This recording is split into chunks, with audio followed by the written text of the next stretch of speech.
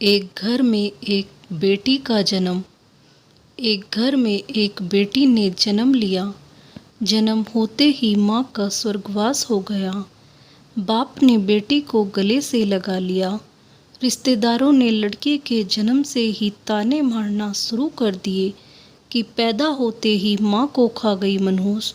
पर बाप ने कुछ नहीं कहा। अपनी बेटी का पालन पोषण शुरू किया।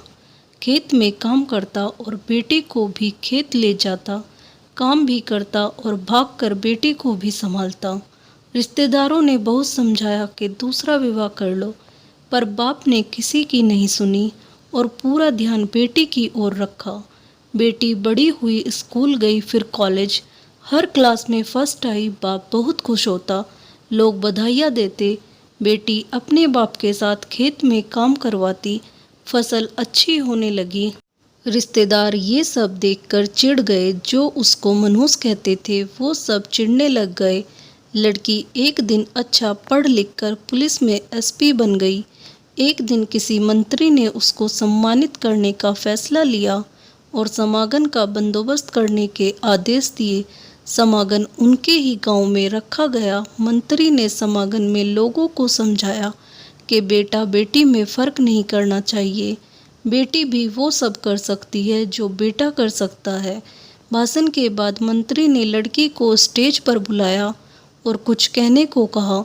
लड़की ने माइक पकड़ा और कहा, मैं आज जो भी हूँ अपने पिता की वजह से हूँ, जो लोगों के ताने सहकर भी मुझे यहाँ तक ले आए।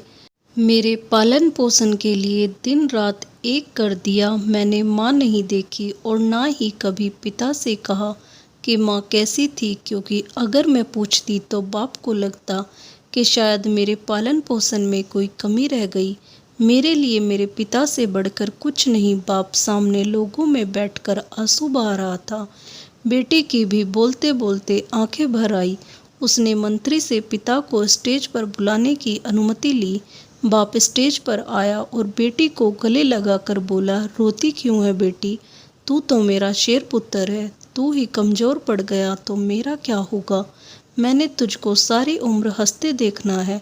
बाप बेटी का प्यार देखकर सबकी आंखें नम हो गई। मंत्री ने बेटी के गले में सोने का मेडल डाला। लड़की ने मेडल उतारकर बाप के गले में डाल दिया।